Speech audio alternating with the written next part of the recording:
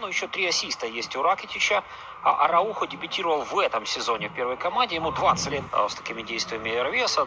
Довольно, наверное, все-таки предсказуемыми. Но если как стандарт РВС выполняет мощную подачу, удар в дальний угол, и каков же Тер Штеген. Унал едва не сравнивает счет, и этот момент...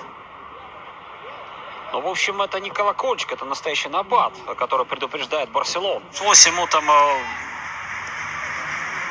энное количество своих ударов мимо ворот, по штангу.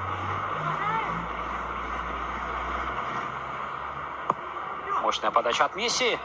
Опять приходится Масипу вступать. Гвардиола в Твиттере неосторожно разместил очень обидный твит о Каталонии. И Начо навешивает на дальнюю штангу. Пике. На передаче также пытался выставив руку соперника немного подвинуть.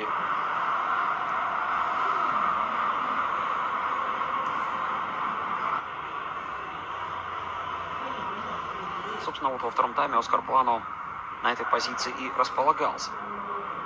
Начинал он игру, как мы помним, в атаке. Затем Сандро.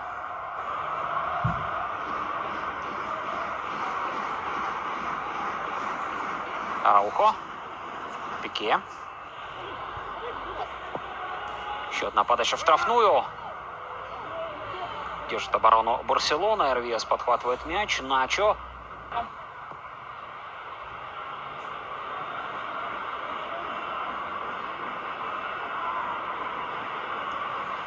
Точный пас выполняет Феде.